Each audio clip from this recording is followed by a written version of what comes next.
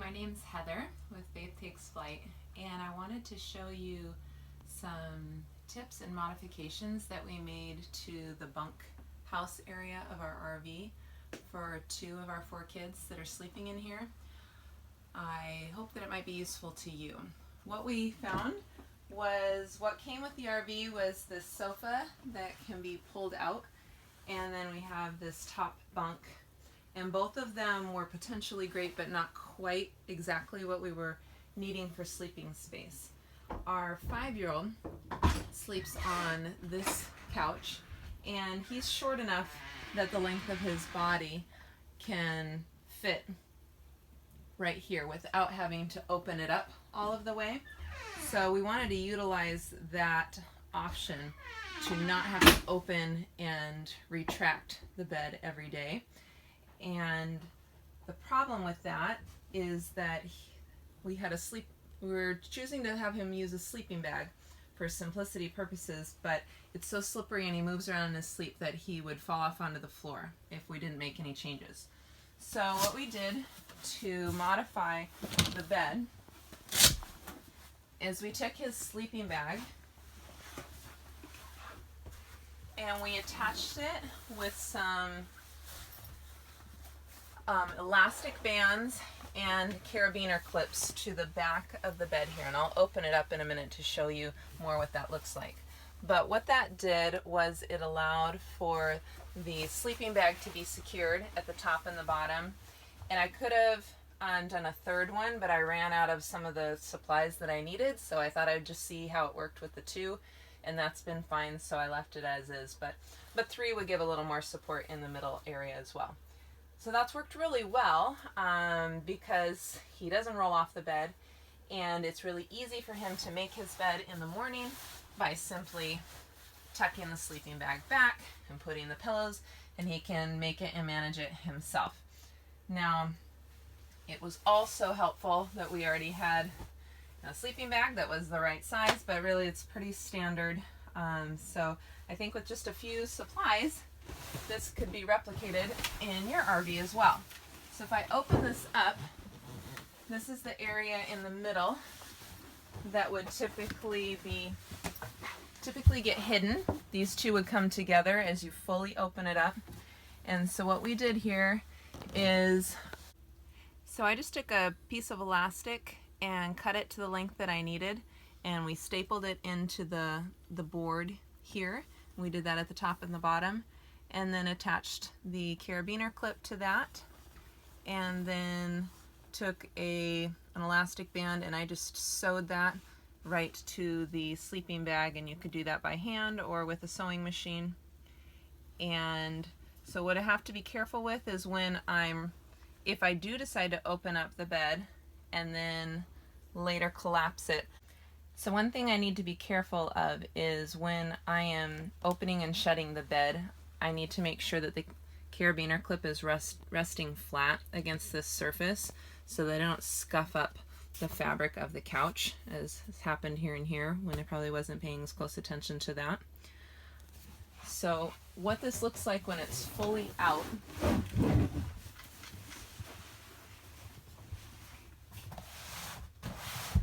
is that essentially he's in the bottom third of the bed, and we've had a few times where we've had kids sleep over, and then we could put another 1 or 2 children in the room on their own sleeping bags, and they're all just sleeping in the same direction.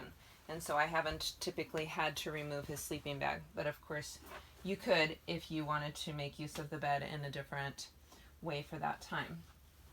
So to put it back, I've been looking for that sock. Okay, to put it back, again, make sure that your carabiner clips are flat.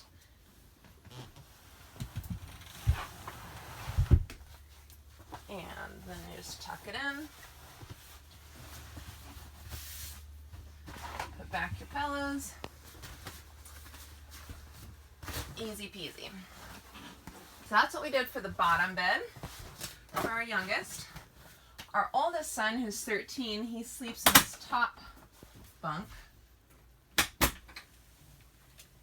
And I found a similar complication with his bedding in that we were having trouble with tucking the bedding and having enough but not too much, and it was just he was having a hard time making his bed each day and having it look nice. And so I wanted to simplify that process for him and make it easy to tuck the blankets and things like that. So what we did was we took basically his comforter, which previously was on a twin size mattress, and I folded it in half. So I took it lengthwise, folded it in half, and at the top, the middle, and the bottom, I added elastic and attached that right to the edges. I'll show you here on the end first.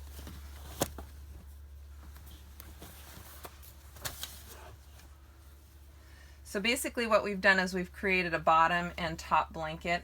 It's almost like he's in an open sleeping bag.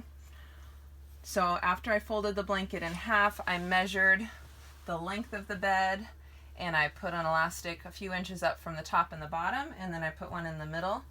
And using a sewing machine, but again, you could hand stitch this if you don't have a sewing machine with you in your rig, I just attached the Velcro securely in the middle and end section of the bottom half, leaving the top half open and free. And then I did that again in the middle and at the top. And at the bottom of the bed, it has all of the extra fabric. So at the top of the bed, it obviously starts here at the top of the blanket, and then when we get to the end, we've got all the extra length here, which proved to be beneficial because it made it easier to keep it tucked in. So we've got this extra length here, and essentially he's sleeping on top of this blanket.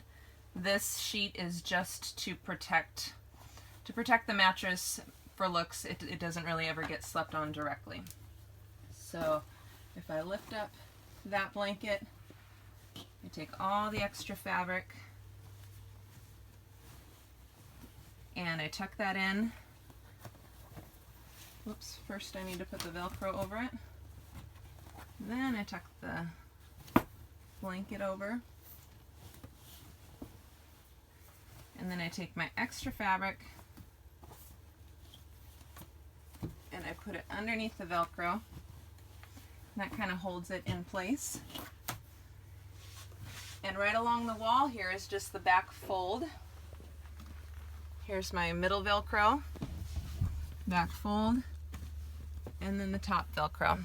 So essentially what you need to do is just measure the width of your mattress and match that up with your Velcro. And this has been a pretty easy way. He can make his bed really easily in the morning, and when we're ready to launder it, I just take off this top blanket and launder that. Now you'll notice it's kind of a two-layer. Previously I had sewn together a flat top sheet to the top blanket. Can't think of what that's called.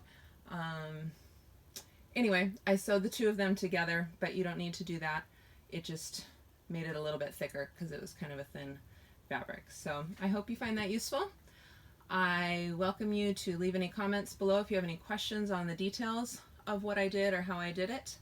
And we would love for you to subscribe to our channel or check out our blog at faithtakesflight.com.